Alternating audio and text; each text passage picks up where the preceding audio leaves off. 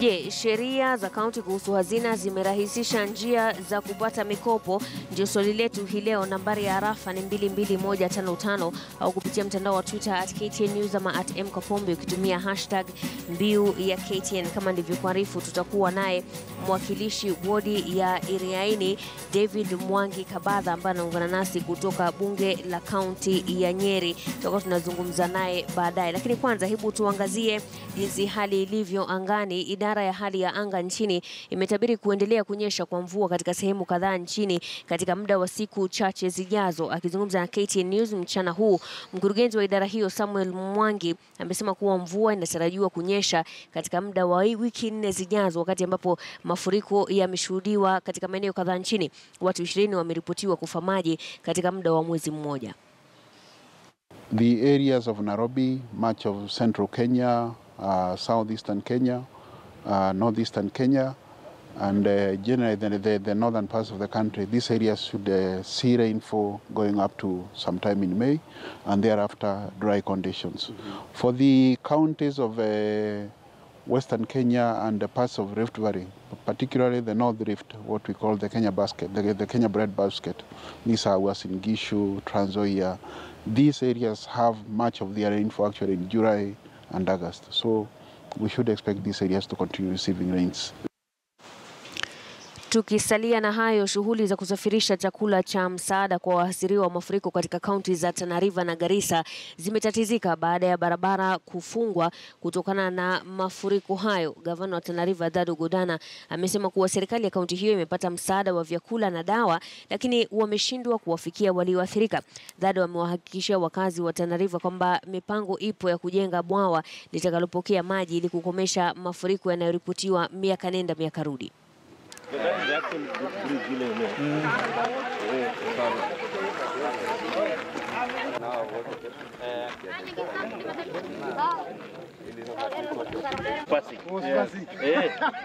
Kama hapa peke yake mtu anakufa hapa. What was the volume of water? The force. That was the flash flood.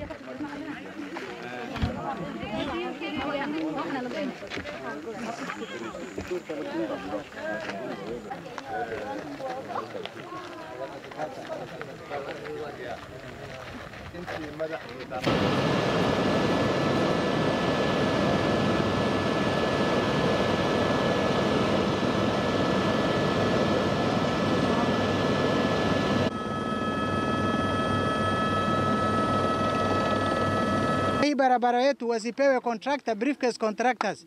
Tunataka wapewe vile Echiang na Wachina wanajenga barabara sehemu nyingine, na hii yetu wapewe wale wako na ujuzi wa kujenga barabara. Hapana briefcase contractors wanakuja kutuharibia barabara. Tunataka tujengewe daraja. Miaka nenda watu wanakufa pale. Miaka rudi barabara inakatika. Hiyo shida tunataka ishe. Siku ile namchagua Uhuru, ahadi ni kwamba tutanyorosha hii barabara. Na nikitoka hapa ninarudi kwake. Nimwambie ile kitumbua imeingia mchanga kidogo. Sawa sawa? Arekebishe hapo, azungumze. Najua yeye akipiga rungu moja hii maneno inaisha.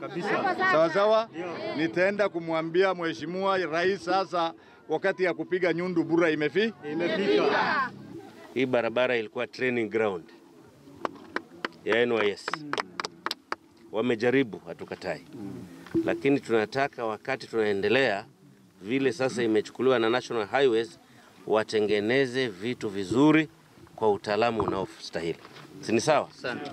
Na sisi kama county government tutashirikiana na wao, na kitu cha kwanza tutafanya, tutajaribu kuongea na serikali kuu mahali hii maji inatoka kule kwa chini ya milima, tujenge damu kubwa ya kuweza kuharvest maji ili isilete madhara katika barabara zetu. Kuna watu wamefanya hii barabara kama kitega uchumi. Kazi yao ni kuweka kumwaga michanga, waongezee mara, muongezee lami moja, line moja ya juu. Mvua ikinyesha, watu wetu wanahangaika namna hii. Sisi tunataka serikali ishughulikie barabara. Mara moja. Asante. Tukiachana na hayo, familia moja katika mtaa wa Lakeview katika kaunti ya Nakuru wanataka haki baada ya mwana wao wa umri wa miaka 29 kufariki akiwa katika seli ya polisi katika mazingira ya kutatanisha. Torabi Nero aliyekuwa askari katika kampuni ya kibinafsi ya Laski alitiwa nguvuni na maafisa wa polisi na kukabidhiwa kwa maafisa wa uwanja wa maonyesho ya kilimo mjini Nakuru, ambapo anadaiwa kujitoa uhai kwa kujinyonga akitumia waya ya stima.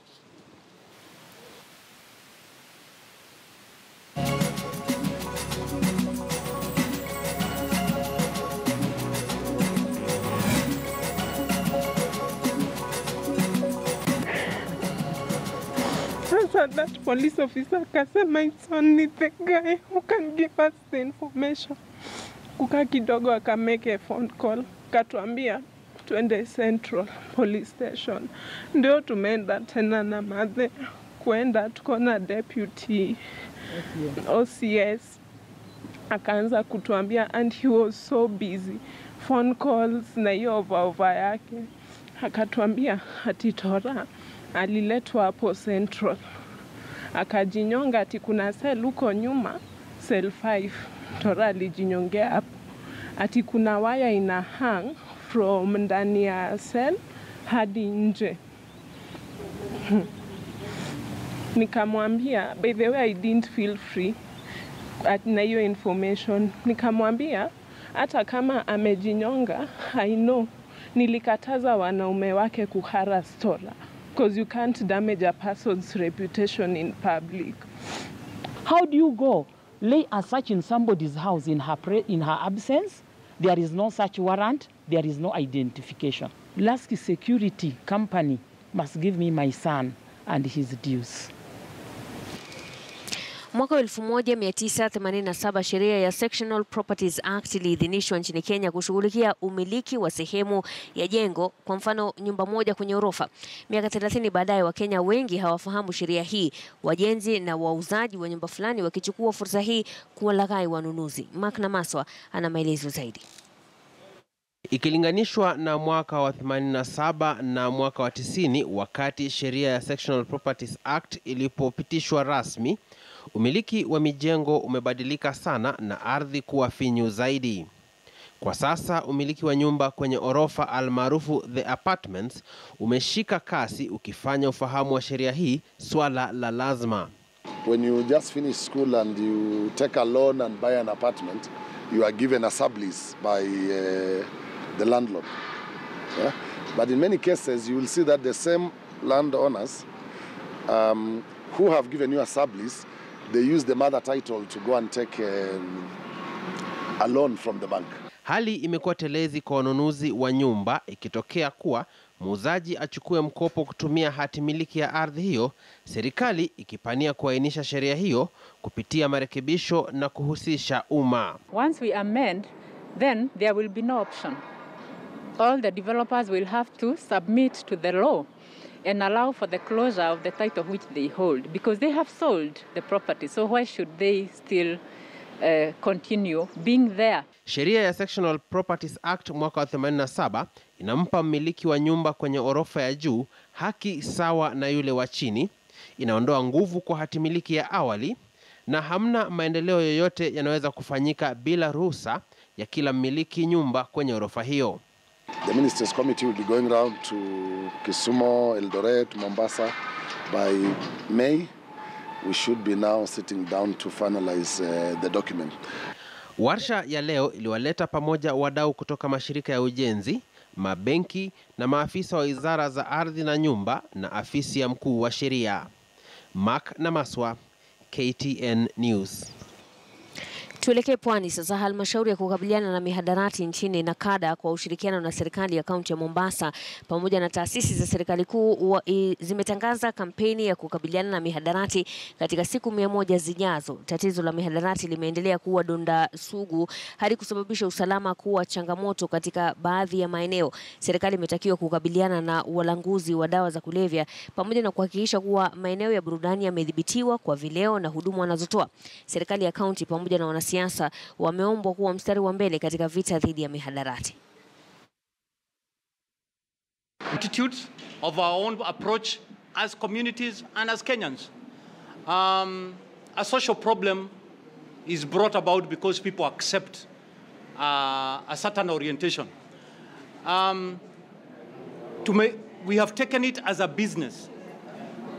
Our biggest problem, and which we want support, is how do we engage with the community so that the community is able to work with us and tell us, here there is a problem, and pass the information against which we can act.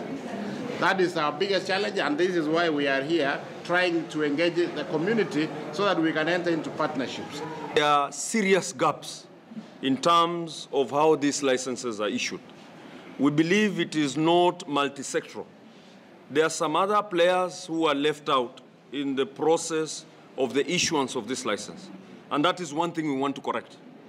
There are various government agencies that are not involved.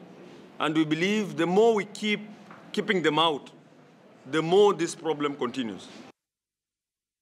Maafisa wa polisi katika kaunti ya Kisii wamenasa shehena ya bangi ya thamani ya shilingi milioni 5 na kuwatia nguvuni watu kadhaa. Maafisa wa polisi wa utawala na wale wa kawaida walivamia nyumba moja katika mtaa wa Nyamatoro karibu na mji wa Kisii.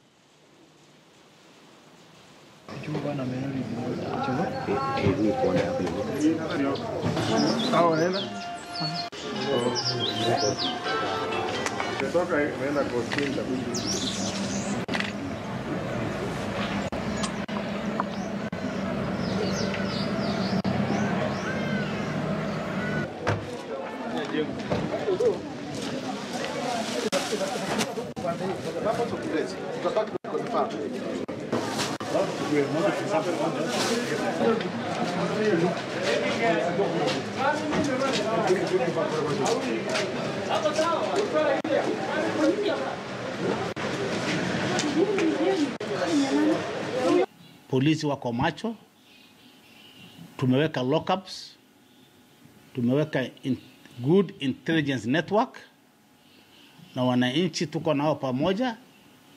Na kwa hii safari hii ya kumaliza madawa haramu na pombe itafaulu, na nahakikishia kwamba itafaulu, na usiku na mchana tuko macho. Ningemsihi yeyote ambaye anahusika kwa hiyo kazi awache hiyo kazi, atafute kazi nyingine.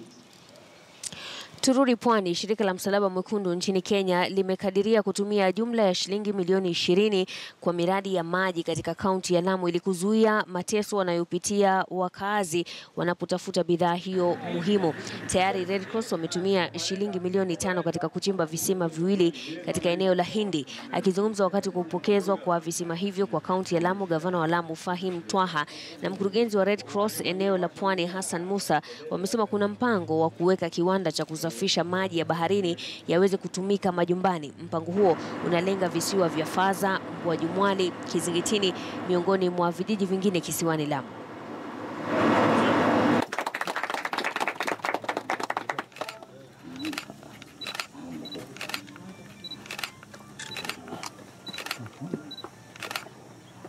Shukuru Mungu.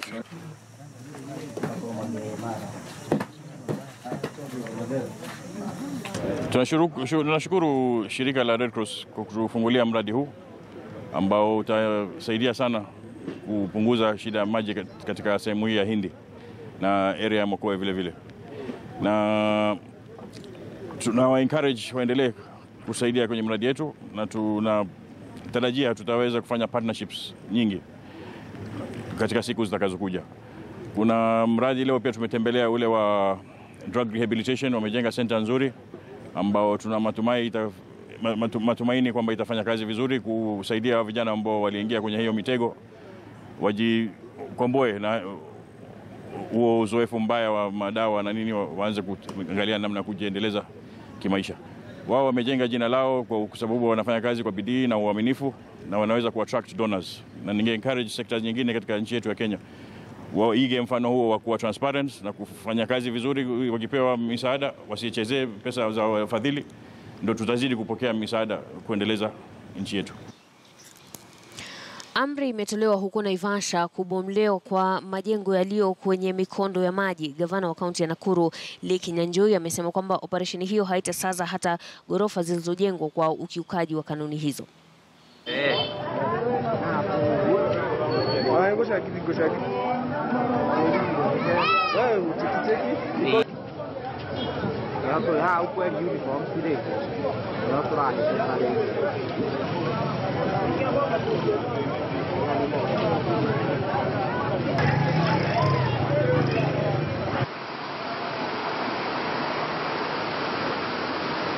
Na nafikiri kila mtu hata yeye mwenyewe amejionea vile kulivyo kubaya, vile tauni yetu imechafuka, na amesema tumekubaliana na yeye.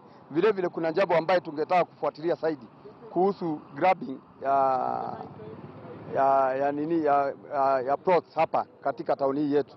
Kiangalia vile tumemwonyesha katika hizi sehemu hizi za maji za kupitia zimejengwa na wale watu ambaye wamenyakua. Ametuhakikishia kuwa hata kama ni wale wamejenga atabomoa. Kuna watu ambao wakiona ardhi wananyakua. Na yule mtu ambaye hata gavana angefuta kazi right away ni surveyor na mtu anaitwa planner. How do you plan kwa mtaro? Ama atuambie na engineer nani alijenga hii nyumba? Whose approval was it? Unajua tunatafuta paka katika national park. Na unajua paka ni domestic. Sasa domestic ni kwamba wala watu wako huko ni surveyor, planner na engineer. Tukiangalia kwa sasa, ingawa tutakuwa tukiangalia zaidi mitaro ambayo ilikuwa ikitumika kupitia maji hapo awali, kuna sehemu ambazo zimeweza kunyakuliwa na watu binafsi, na hivyo basi maji kupita inakuwa ni shida. Ya pili pia ni mambo ya uchafu mingi ambayo iko makaratasi na mambo kama hayo. Wakati kunanyesha yote inarudi katika mitaro, na hivyo basi mitaro inakuwa kwamba hatuwezi tukapitisha maji vilivyo. Kwa hivyo kwa siku mbili zijazo tutaanza mpango wa kuweza kufungua mitaro yetu yote, na pia wale ambao wamejenga katika sehemu ambazo ni za maji kupitia ama sehemu za umma, tutakuwa tukiwachukulia hatua ili tuweze kuokoa mji wetu na biashara mingi ambazo zinategemea mji wetu hapa Naivasha. Tuangazie afya sasa. Jamii ya Sikh huko Kericho imechanga shilingi milioni 10 kwa ujenzi wa tawi la huduma za kujifungua katika hospitali ya Kericho. Chumba kikubwa zaidi cha jamii ya Sikh ni kile kilicho katika kaunti ya Kericho. Lengo kuu la ujenzi wa tawi la kujifungua katika hospitali hiyo ni kuwasaidia kina mama kujifungua na kupata huduma kwa karibu na haraka.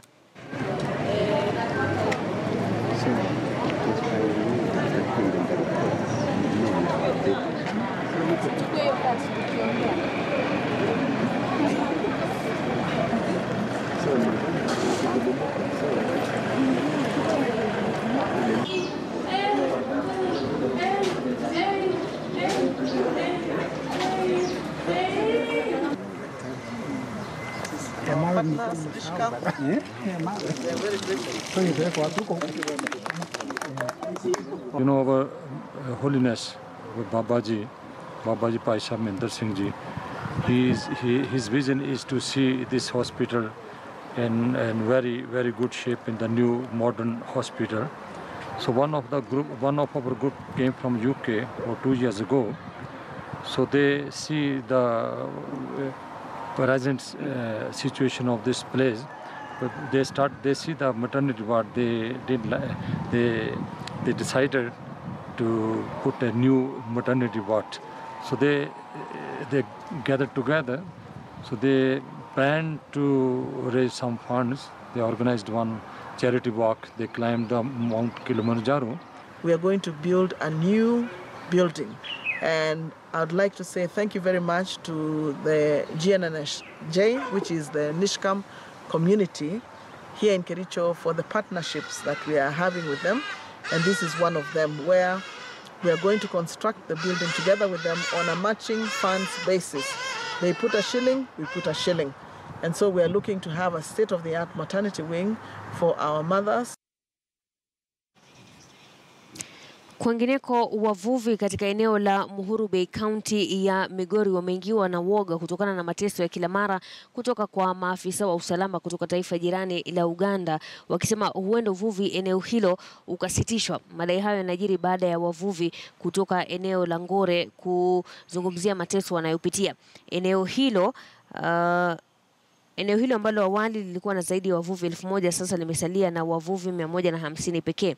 Wavuvi waliokuwepo pale wamehamia maeneo mengine baada ya usalama wao kuwa hatarini. Wanasema iwapo serikali haitachukua hatua, watazidi kuhangaishwa na maafisa wa usalama kutoka Uganda.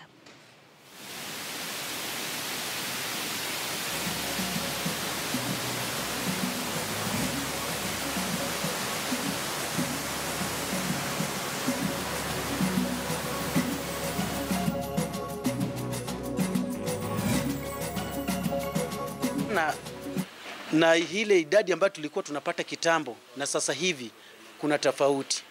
Sasa hii tunahangaika. Hata watoto wetu sasa hii siku hizi wanahangaika kulingana vile Waganda waliingia Migingo. Kuna wakati tulienda huko na maskari wetu, wakashika maskari wetu wakaanza kupiga. Sasa hata sisi wavuvi tunaogopa kama wale maskari ndio wanapiga askari wa Kenya. Wale Waganda wanapiga askari wa Kenya. So sisi watatupiga namna gani? Kuna wakati walipiga askari wa Kenya hadi wakawaambia wachukue vitu zao, bunduki na vitu zao wakuje huku chini. Waraia pia wafuate. Sasa sisi tuliogopa, hata sasa hii hatuwezi kwenda huko juu kutega samaki. Serikali ya Uhuru Kenyatta iweze kutusaidia, tumechoshwa na usumbufu tunaopata hapo ziwani. Kwa kweli kama mnatusikia huko mlipo nyinyi viongozi wakubwa, ili swala la kwenda kutega huko ziwani, tunanyang'anywa samaki, mitego aina ya dagaa, nayo tukifika nayo huko ziwani wanatunyang'anya. Serikali hii iweze kutuangalia. Sasa hivi uvuvi hata ya kuroa samaki aina ya sangara au sato hapo Mwaroni imeshakuwa kero, hatupati samaki hadi hebu ona hata bichi yetu hii. Sisi sio watu wa Kenya? Ndio swali ambao naweza kumuuliza serikali ya Kenya. Sisi kama wavuvi wanyateke, wavuvi wa Wakenya, sisi hatutoi usuru kwenda kwa Wakenya, kwa serikali ya Kenya. Tunaomba serikali ya Kenya aangalie wavuvi, na hata juzi tulipeleka maneno kotini. Juzi tulienda hadi huko Nairobi, huko Nairobi High Court Mlimani. Juzi walikuwa wanataka kwamba nani akuje huko, Githu Muigai akuje huko. Na mpaka saa hii bado tujaona kitu chochote. Tunaomba serikali yetu msaidie ziti. Bado wananisumbua, bado wanasumbua sisi. Hata siku moja watu walienda huko ziwani, mwizi wao ambao wanatega dagaa wakakimbia. Walitaka kuchukua masini, engine. Sasa wao walikimbia mpaka huku. Sasa hata hii ambao tunachukua dagaa akabaki huko ziwani. Sasa wakarudi bure, hamna hata sasa kitu ambao tufanye, alafu tupate dagaa, alafu tunapata hii dagaa ndio tunapata hela ya kutumia, watoto wanaenda shuleni. Sasa hamna hata hela. The way fishermen are suffering, the way the residents are staying is really pathetic. And to my observation, I've seen, or I'm somehow concluding, that the government has neglected the Miuru people, especially the fishermen. You find us fishing all year go and all year come. We found ourselves in different problems, especially Ugandan, especially Tanzanian, are rushing us is very, very. Kwingineko, mzozo umezuka baina ya wakazi katika maeneo ya Samburu na mwanakandarasi wa umeme, lakini tutakuletea taarifa hiyo baadaye. Kwanza tupumzike kidogo, kisha nitakuletea maelezo zaidi kuhusiana na taarifa hiyo pamoja na kuingia kwenye sehemu yetu ya gumzo la kaunti, ambapo hii leo nimekuuliza, je, sheria za kaunti kuhusu hazina zimerahisisha njia za kupata mikopo? Je, sheria za kaunti kuhusu hazina zimerahisisha njia za kupata mikopo? Nambari ya rafa ni 22155 au kupitia mtandao wa Twitter @KTN